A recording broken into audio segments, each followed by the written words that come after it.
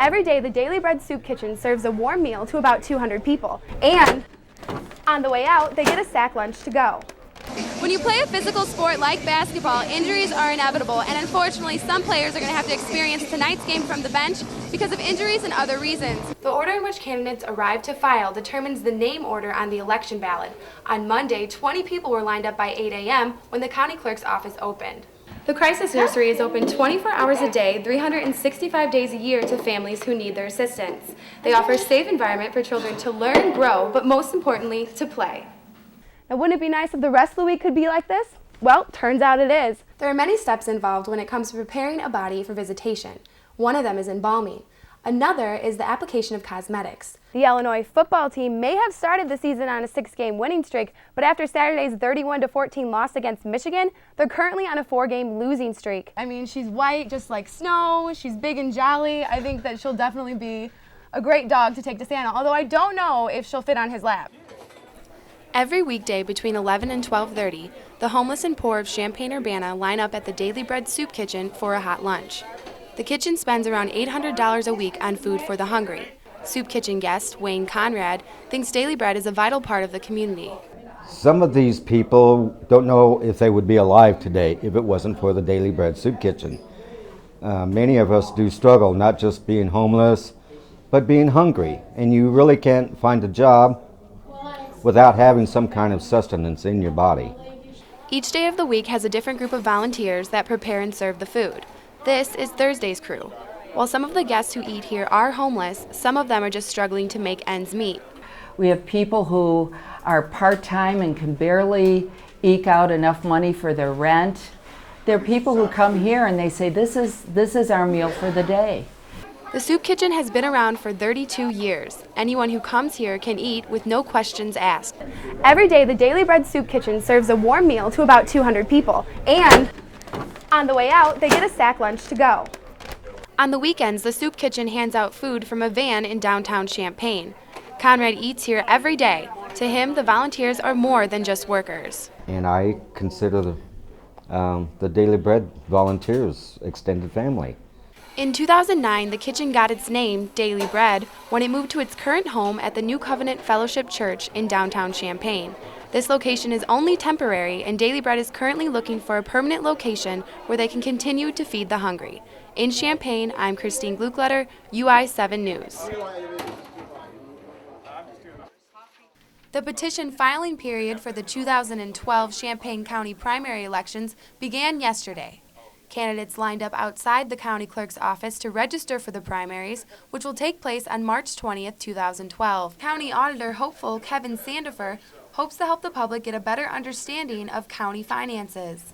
It's a huge chunk of financial information every year, and it's not enough just to dump it and say, okay, here you go. I think that there needs to be a great deal more done in terms of public education about county finances, and I think that that's probably an equally important function of the auditor's office. The March 20th primaries will include elections for 6 county offices and seats on the county board. In order to be filed, candidates had to bring their signed petitions with them along with other documents.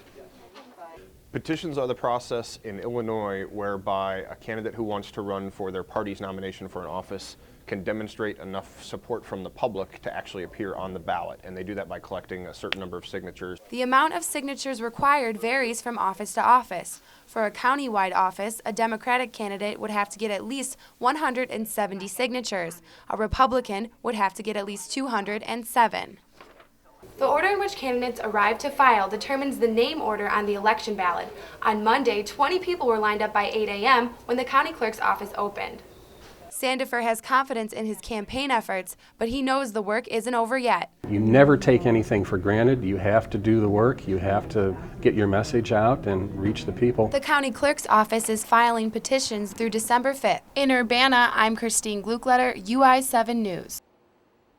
The Crisis Nursery in Urbana has been around since 1983. To parents who are going through a tough time, the Crisis Nursery is a safe place for their children to go while they sort things out. But to volunteer Marta Miko, it's a place where she can help make a difference. It's just awesome taking care of kids. It's just watching them smile at you, and like when you make a funny face, it really makes you feel really good that you can do that for someone. anything makes them excited. Every week, Miko meets new children at the nursery. And even though she just recently started volunteering here, she already knows it's not all fun and games. Today, I recently learned how to change a diaper. The Crisis Nursery is open 24 hours a day, 365 days a year to families who need their assistance. They offer a safe environment for children to learn, grow, but most importantly, to play. The Crisis Nursery serves children ages birth to 5. Anyone who lives in Champaign County and has a child is eligible for these services. There's no application process or income eligibility requirement. The crisis is not defined by the nursery itself, it's defined by the family. So whatever hardship they're enduring, they can bring their children to us. We make sure that their children are in a safe and nurturing environment while the family deals with whatever they're going through. In fiscal year 2011, the Crisis Nursery helped over 600 children in Champaign County. And with the help of volunteers like Miko, they will continue to help more. In Urbana, I'm Christine Gluckleder, UI7 News. The 2012 election season is officially in full swing, and it's not even New Year's Eve yet. Candidates all across Illinois are currently filing petitions to run for local offices, including right here in Champaign County. The Big Ten Championship Trophy is undergoing some changes. According to ESPN, former Penn State head coach Joe Paterno's name will be removed from the trophy. Paterno was fired last week following child molestation charges of his former defense coordinator Jerry Sandusky. The Salvation Army is trying to overcome economic odds to bring holiday cheer to families in Champaign County.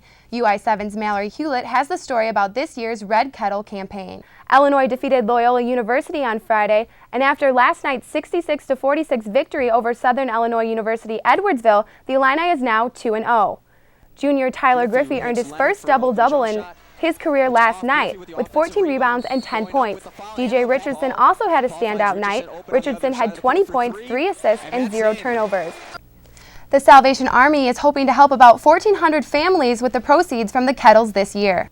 And the Illinois soccer team defeated Notre Dame on Sunday during the first round of the NCAA tournament. And a Champaign man is being held on sexual assault charges at the county jail. 24-year-old Alistair McBride was charged with aggravated criminal sexual assault, and domestic battery. Champaign police say McBride threatened a 21-year-old woman with a knife. So far, Champaign County will have at least one primary contest. The Democrats will have a primary for county auditor. Both parties will have an election for circuit clerk court. Well, that's it for tonight's edition of UI7 News. Thanks for joining us.